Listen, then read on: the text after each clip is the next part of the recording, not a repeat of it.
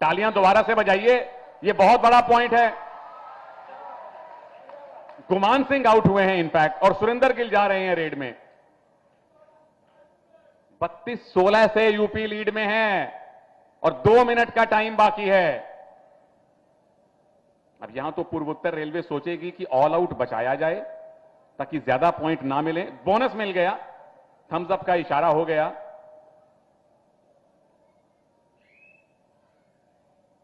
Arjun Deshwal red में हैं। तो आप इतने खामोश क्यों हैं सारे? आपके यूपी के सबसे बड़े कबड्डी के स्टार रेड में हैं भाई, अर्जुन देशवाल। और इनसे पहले राहुल चौधरी, उनसे पहले संजीव बालियान।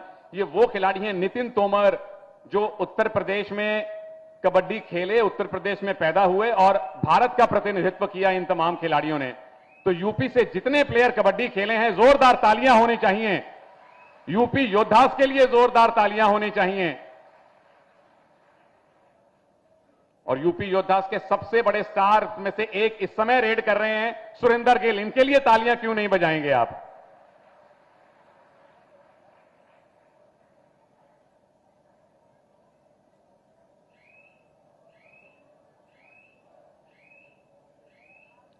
फिर से किलिंग द क्लॉक।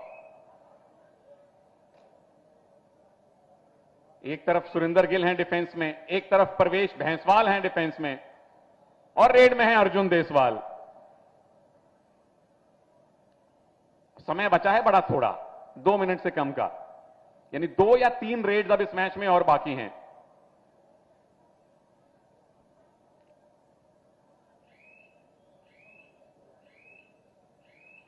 अब क्योंकि लीड इतनी ज्यादा है, 32-17 से उत्तर प्रदेश आगे हैं। आखिरी रेड मैच की, तो तालियां बाप की आसमान को गुंजायमान कर दें। उत्तर प्रदेश की टीम ने इस फाइनल को जीता है बड़े अंतर से, 32-17 से। ब्रह्मलीन परम पूज्य महंत वैद्यनाथ जी महाराज अखिल भारतीय आमंत्रण प्राइज मनी पुरुष कबड्डी प्रतियोगिता का 7वां एडिशन, 7वां संस्करण उत्तर प्रदेश ने जीता है। आपकी तालियां बंद नहीं होनी चाहिए, उत्तर प्रदेश के लिए भी और पूर्वोत्तर रेलवे के लिए भी, जिन्होंने बेहतरीन खेल दिखाया है। सुनील और प्रवेश की जोड़ी को हमने गोरखपुर में खेलते देखा है, पूर्वोत्तर रेलवेज में। गुमान सिंह को हमने देखा है, सुरेंद्र गिल को देखा है, साहुल कुमार को देखा है, अर्जुन देशवाल को देखा है। ऐसी स्टार स्टडीड लाइनअप, इतने बड़े सितारे शायद पहली बार गोरखपुर की पुण्य भूमि पर आए हैं कबड्डी खेलने के लिए। और मुबारक दोनों कोचिस को भी, अर्जुन सिंह साहब और अरविंद कुमार पांडे जी।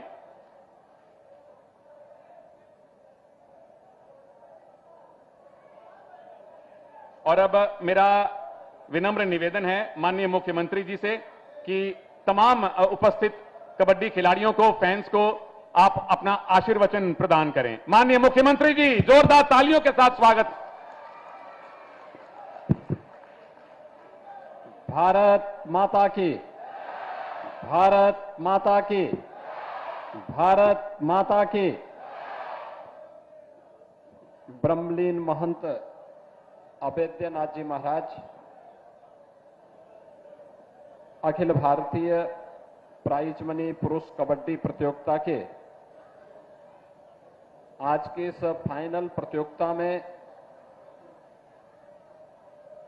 उपस्थित गोरखपुर के महापौर डॉक्टर मंगलेश श्रीवास्तव जी, जिला पंचायत अध्यक्ष श्रीमती साधना सिंह जी, विधान परिषद सदस्य डॉक्टर धर्मेंद्र सिंह जी, मान्य विधायकगण श्री फतेह बहादुर सिंह जी, महेंद्र पाल सिंह जी, प्रदीप शुक्ला जी, भारतीय जनता पार्टी के जिला के अध्यक्ष जनार्दन तिवारी जी, महानगर संयोजक श्री राजेश गुप्ता जी, डॉक्टर विभाड़ चंद कौशिक जी, जगत गुरु संतोषाचार्य जी महाराज, सतवा बाबा, कालीबाड़ी के महंत श्री रविंद्र दास जी, पूर्व महापौर श्रीमती सत्या पांडे जी, अध्यक्ष जिला कुश्ती संघ श्री दिनेश सिंह जी, अरुणेश शाही जी, उत्तर प्रदेश के कृषि उत्पादन आयुक्त श्री दीपक कुमार जी, सचिव खेल श्री सुहास एलवाई जी, खेल विभाग के निदेशक श्री आरपी सिंह जी, आज के इस कबड्डी प्रतियोगिता में उपस्थित सभी प्रतिभागीगण और उपस्थित बहन और भाइयों, अभी हम लोगों ने ब्रह्मलीन महंत वैद्यनाथ जी महाराज अखिल भारतीय प्राइज मनी पुरुष कबड्डी प्रतियोगिता के फाइनल मैच के इस रोमांचक खेल को यहां पर देखा है। आपने देखा होगा इस खेल में स्फूर्ति भी है और व्यक्ति के मन में टीम भावना के साथ कार्य करने का एक जज्बा भी।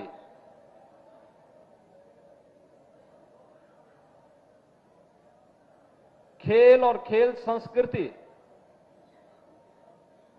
कैसे हमें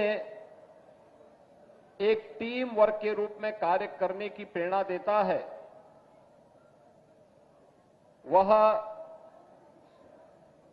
प्रत्येक खेल हम सबको उन भावनाओं के साथ जोड़ता है। भारत के अंदर प्राचीन काल से ही खेल और खेलकूद की प्रतियोगिताओं के प्रति व्यापक जागरूकता रही है। हर व्यक्ति के मन में प्राचीन काल से ही यह भाव रहा है और भारतीय मनीषा तो इस बात को मानती रही है कि शरीर माध्यम खलु धर्म साधनम, यानी धर्म के जितने भी साधन हैं उन सब की पूर्ति एक स्वस्थ शरीर से ही संभव है और स्वस्थ शरीर, एक निरोगी काया तभी प्राप्त हो सकती है जब व्यक्ति शारीरिक फिटनेस पर ध्यान दे। आपने पिछले 11 वर्षों के अंदर बदलते हुए भारत को देखा है। खेल और खेल संस्कृति के प्रति आम भारतीय के मन में प्रधानमंत्री मोदी जी की प्रेरणा से जो भाव पैदा हुए हैं, आज उसे मूर्त रूप लेते हुए देखा है। आज इसके कारण भारत की प्रतिभाएं ओलंपिक में, एशियन गेम्स में, कॉमनवेल्थ में, वर्ल्ड चैंपियनशिप में अच्छा प्राइज ले रही है और खेलकूद की प्रतियोगिताओं के प्रति हर एक स्तर पर एक नई जागरूकता पैदा हुई है। आज सांसद खेलकूद प्रतियोगिताओं के साथ साथ विधायक खेलकूद प्रतियोगिताओं के आयोजन हो रहे हैं। खेलो इंडिया खेलों के माध्यम से हर एक स्तर पर केंद्र स्थापित हो रहे हैं। उत्तर प्रदेश के अंदर पहले से 3 स्पोर्ट्स कॉलेज हैं। हमारी सरकार ने तय किया है हर कमिश्नरी मुख्यालय पे एक स्पोर्ट्स कॉलेज होना चाहिए और आज उस कार्यक्रम को लेकर के तेजी के साथ हम कार्य कर रहे हैं। हर जिला मुख्यालय पर एक स्टेडियम होना चाहिए।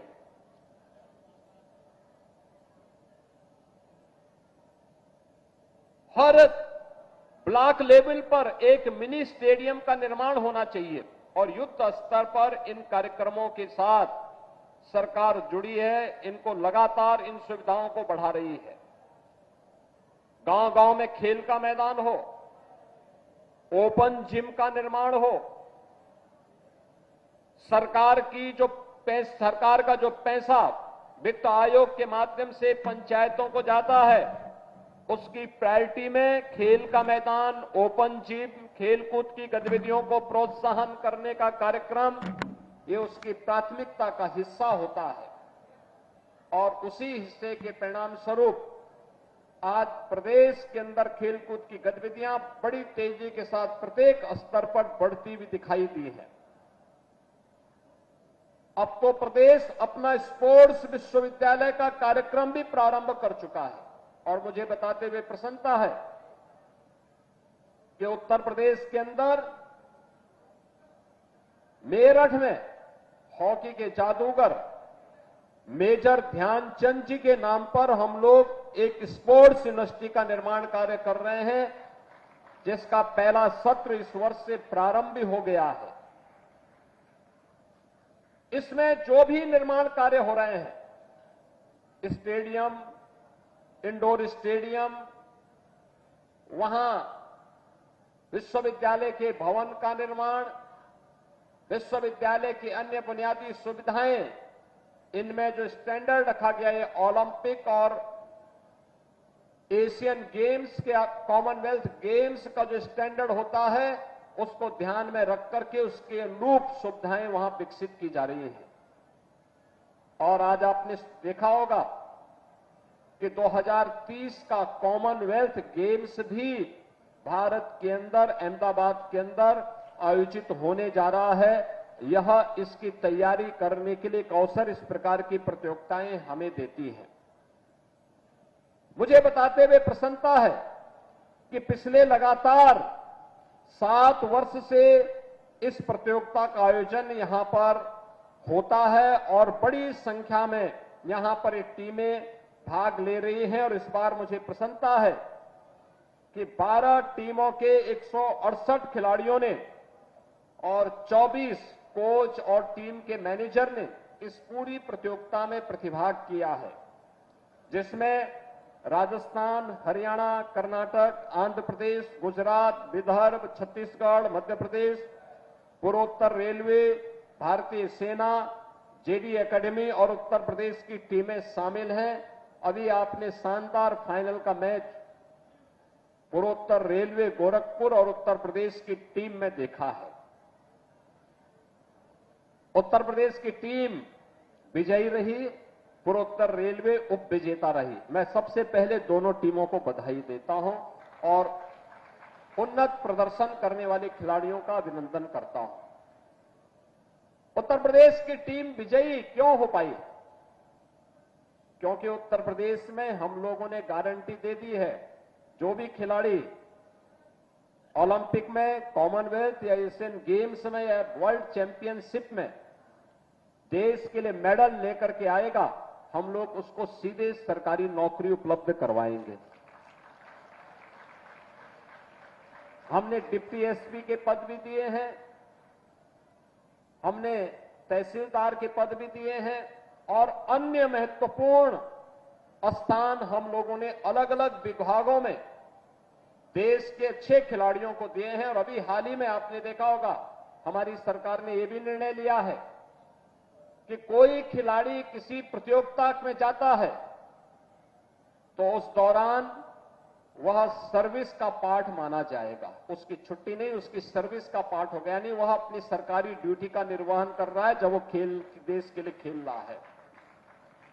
दूसरा, हम लोगों ने यह भी निर्णय लिया है कि सरकारी नौकरी जो खिलाड़ी प्राप्त करता है, अक्सर विभाग उसको प्रैक्टिस करने के लिए अवसर नहीं देते थे। हमने कहा नहीं, इस खिलाड़ी को पूरी प्रैक्टिस करने का अवसर मिलना चाहिए। और मुझे बताते हुए प्रसन्नता है कि अब तक हम 500 से अधिक खिलाड़ियों को उत्तर प्रदेश सरकार के विभिन्न पदों पर, उसमें से ज्यादातर को पुलिस में, उनको सरकारी नौकरी में समायोजित कर चुके हैं और उन्हें वहां पर हम लोगों ने विभिन्न प्रकार की व्यवस्थाओं के साथ जोड़ा है। खिलाड़ियों के लिए अच्छे प्रोत्साहन के कार्यक्रम भी प्रदेश के अंदर आज चल रहे हैं।